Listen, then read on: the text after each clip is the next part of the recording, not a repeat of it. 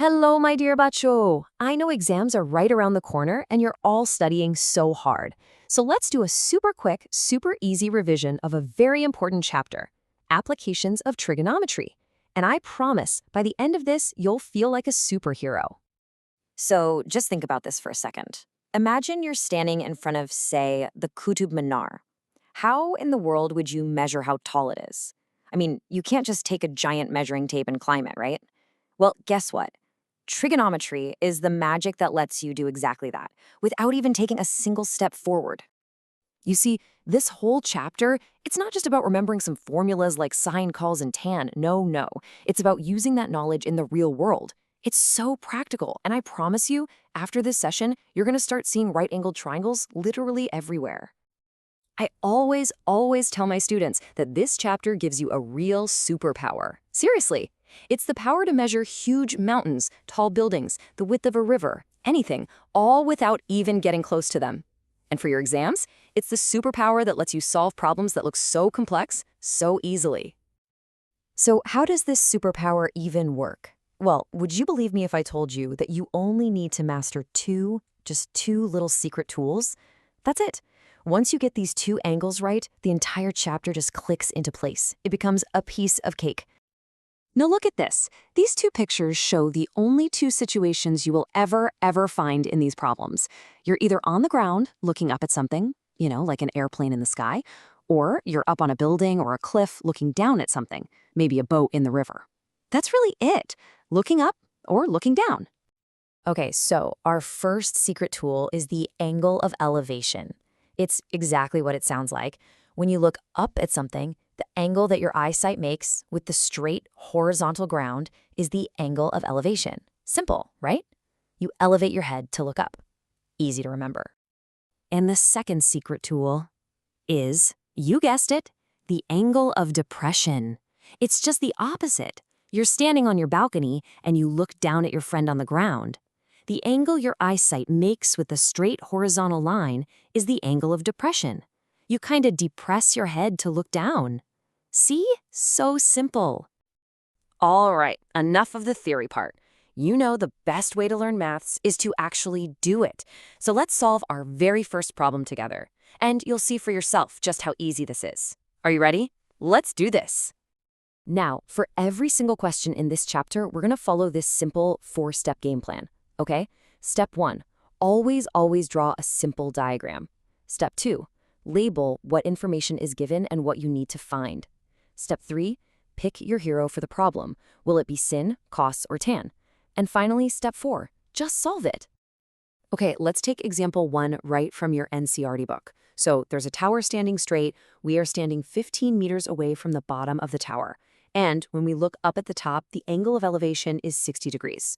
The question is simple, find the height of the tower. And look, our diagram is already here. So, step 2, what do we know?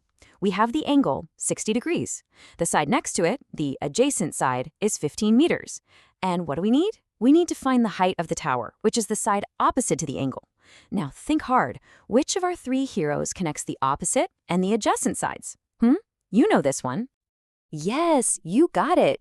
Tan is our hero for this problem. We know that tan of any angle is simply the opposite side divided by the adjacent side. See? Picking the right tool is the most important step, and you did it. And now for the final step. Let's solve. We just put the values in. So tan 60 degrees equals height divided by 15. Now you already know from your trigonometry table that the value of tan 60 is root 3. So our simple equation is root 3 equals height divided by 15. And just like that, with one small step of multiplication, we have our answer. The height of the tower is 15 root 3 meters. That's it. It's a full marks answer in just 4 simple steps. See, Beta? I told you this was easy. You've got this. All right, you've won your first victory. Now, let's level up. Let's try what some students think is a boss-level question. But let me tell you a little secret. It just looks tough. It's actually just 2 easy problems, like the one we just did, combined into one. So this one is example 5. A tower's shadow becomes 40 meters longer when the sun's angle of elevation changes from 60 degrees down to 30 degrees. Our mission is to find the height of the tower. Now, the diagram might look a little complicated, but don't you worry at all. And here is the trick. Do you see the two right-angled triangles in the diagram? There's a small one, ABC, and a big one, ABD. All we have to do is apply our hero, the tan formula, to both of them separately. So for the small triangle, tan 60 equals h over x. And for the big one, tan 30 equals h over, well, x plus 40. Now we have two simple equations. Perfect. From our first equation, we can write h is equal to x times root 3. Now we just take this value of h and substitute it. We put it into our second equation. You do a little bit of simple algebra and it becomes 3x equals x plus 40. And solving that, that's child's play for champions like you. Once you solve for x, you'll find that x is 20. And then we just put this value back into our equation for the height, which was h equals x root 3. And voila! The height of the tower is 20 root 3 meters. See? Boss level defeated. Shabash, my dear. Okay, so I've shown you how to do it. Now it's your turn to be the hero of the story. I have an exam-style question for you on the next slide. I want you to pause this session, get a pen and paper, and solve it yourself using our amazing 4-step plan. Okay, here's the question. It's from your exercise 9.1. The angle of elevation of a tower from a point 30 meters away is 30 degrees. What is the height of the tower?